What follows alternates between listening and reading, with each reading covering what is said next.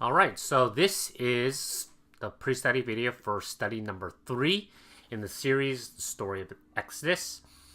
And we're going to be in Exodus chapter 3, verses 1, all the way to chapter 4, verse 17. So it's a long passage. It's all of chapter 3 plus some of chapter 4. So, you can pause it right now and read it on your own. I'm not going to read it because, I think that's probably the most boring part of these videos is me reading the text. So, but please read it on your own. Think it over, read it over a couple times, mull it over, that type of thing. I will summarize a little bit of it. Basically, Moses is a shepherd.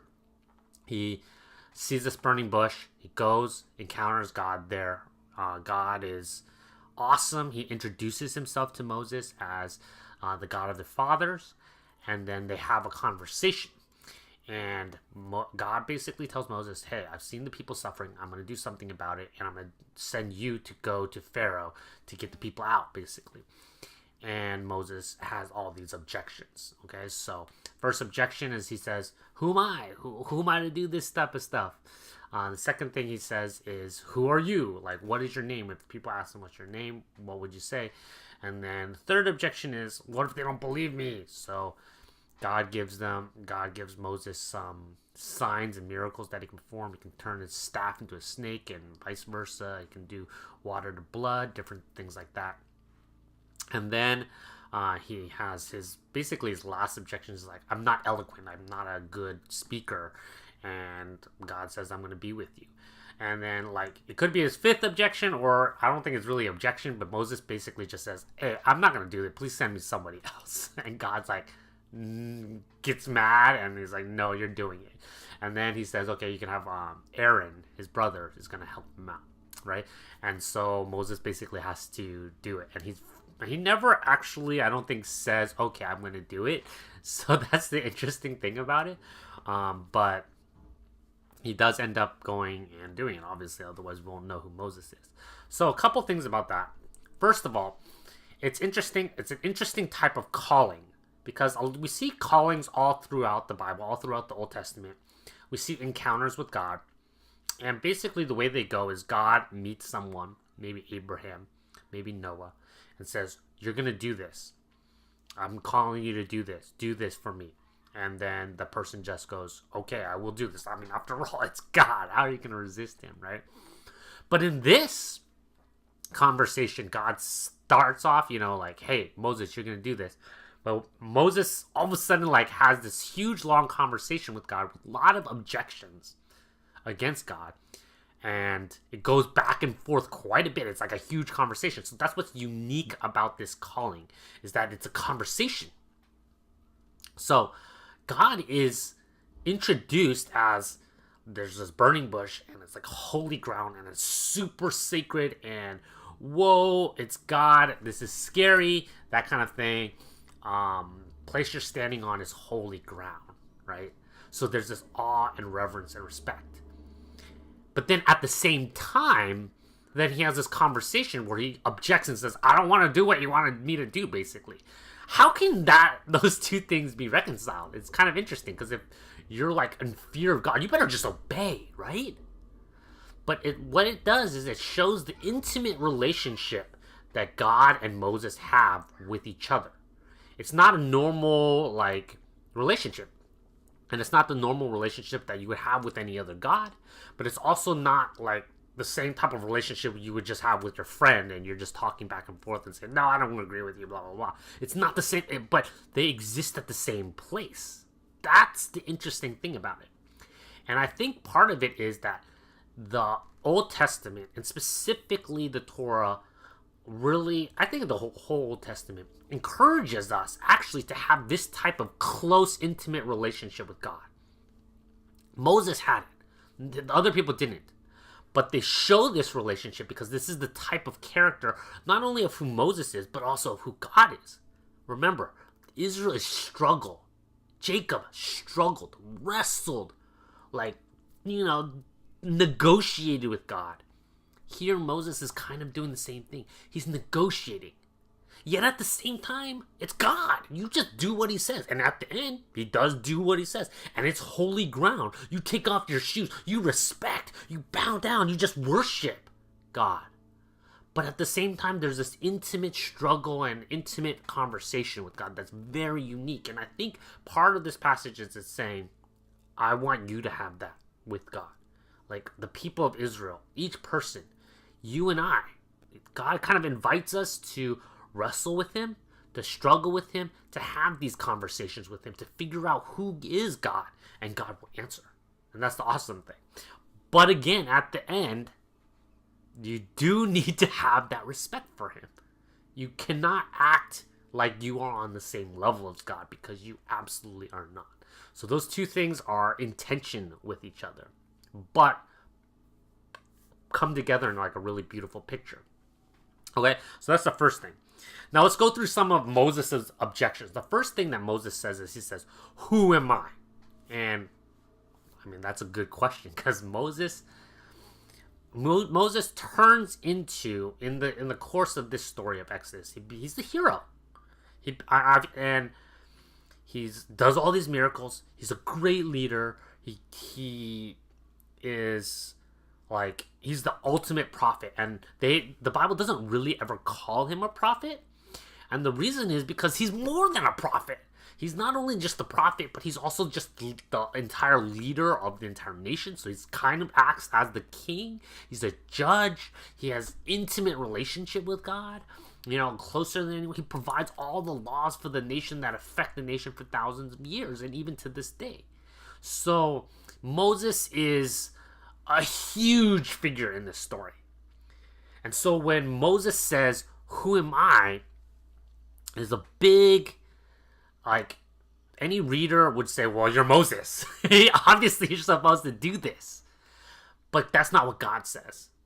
God doesn't say, okay, well, you're Moses. You've been trained to do this. You're going to lead my people through the desert. That's why I sent you to the desert. You grew up as a prince, so you know how to do these things and interact with Pharaoh. He doesn't say any of that. It says, who am I? Moses says. And what does God say? God says, I will be with you. Right? Verse 11, Moses says to God, who am I that I should go to Pharaoh and bring the children of Israel out of Egypt? And God says, but I will be with you. And this shall be the sign for you that I have sent you. Okay? So the first thing God says is, I will be with you. It doesn't matter who you are. And it's kind of saying Moses actually isn't anybody. He only becomes Moses when God's with him. That's the distinctive aspect of it. The second objection is, okay, they're going to ask me who your name is. And this is one of the most interesting parts of this passage, one of the most interesting parts of Exodus as a whole. And he says, what should I say to them as what your name is? And then God answers, he says, I am that I am. So that phrase, that word, I am, in Hebrew, it's ehya, okay? What that means is I exist. And it has in Hebrew, it doesn't have any tense to it. So it could mean I am. It could also mean I was. It could also mean I will be. And in fact, the interesting thing is, for the previous question when Moses asked, but who am I? And God says, I will be with you. That I will be is the same phrase. It's ehya. Because ehya can mean I will be, or it can mean I am. So God is saying, I am with you. To answer his first question. To answer the second question is the same thing. I am. Ehya. Right? And he says, tell the people of Israel that ehya, I am, has sent me to you. So that the asking of the name is interesting, because and we've seen this in Genesis, and we still continue to see it in Exodus, the names are very important, and they drive the story forward. So, again, while Moses is the kind of the hero, the real hero obviously is God. And so when we finally find out what God's name is and how it's revealed, it's a big deal. He says, I am. So remember again that this is kind of a polytheistic culture. Ancient Israelites were polytheistic. Like like during this time and previous, like in Jacob, we've seen that, right? So when someone, like today, we don't need a name of God. God is not a name. God is just God, right? We don't need to know his name. But when you ask about a name, it's because they're coming from a polytheistic culture. Like if there's a lot of gods, obviously you need to be able to name one. So God is saying to them, like, you're trying to name me. You're trying to pin me down. You're trying to relate me to other gods. Like, where does this God stand with the other gods? And if you have a name, then you can distinguish between the different gods. That's the purpose of a name. God challenges that. What's the content of just I am? Existence. He's basically saying, you don't even understand the content of who God is.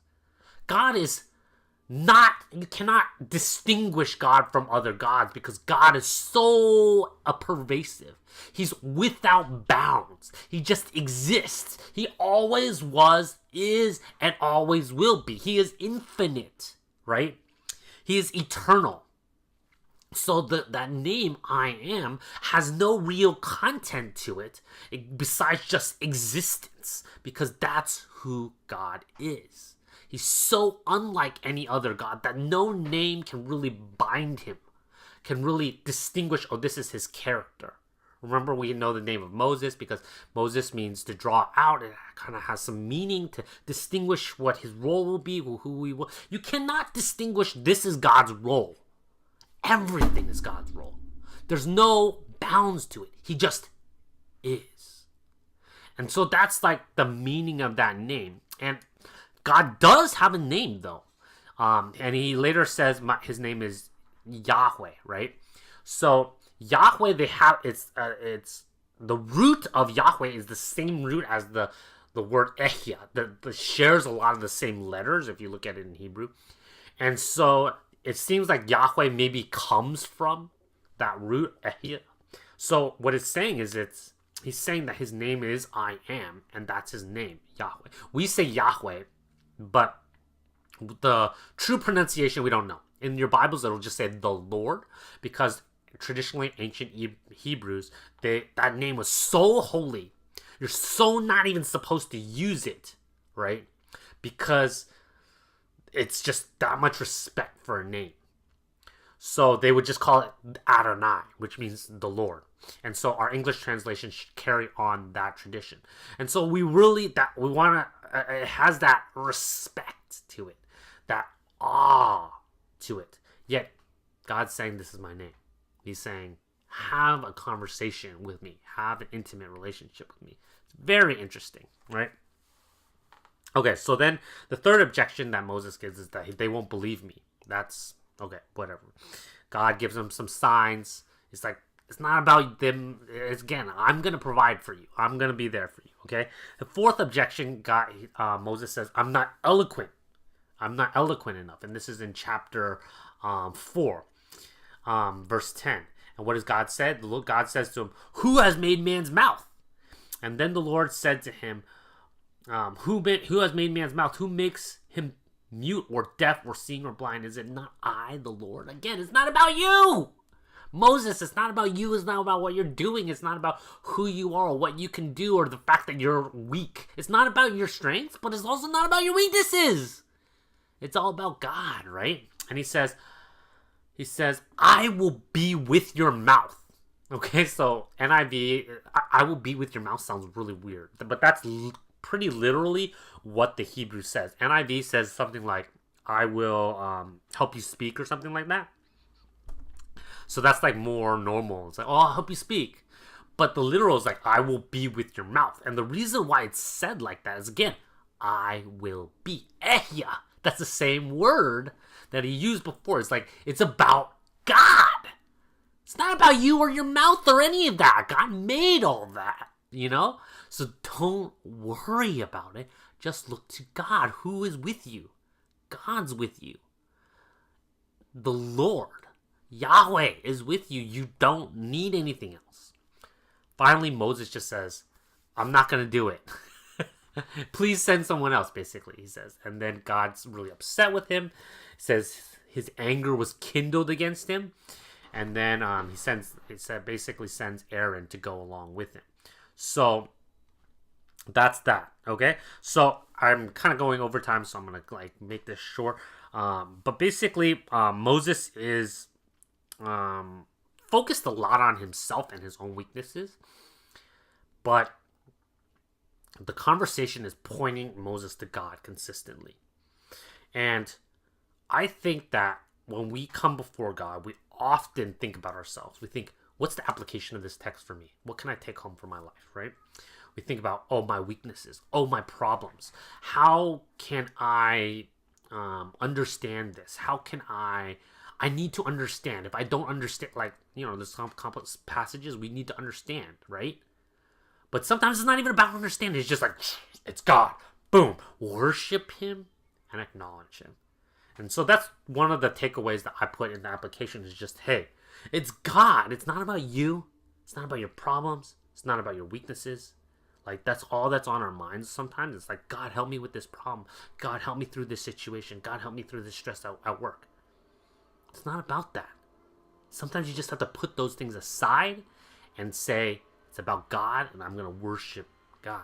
So part of the application for the small group is just, maybe you can worship. Maybe you can sing some songs. If you don't want to sing songs, don't worry about it. Maybe just have a prayer time where you're like, I'm going to worship God in just regular words. Like, God, you're awesome, beautiful, mighty. Just praise him. Because you're huge, and we want to see you.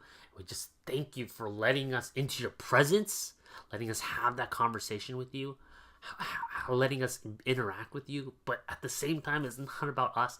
We need to decrease, and we just need to see him and worship him for that. All right?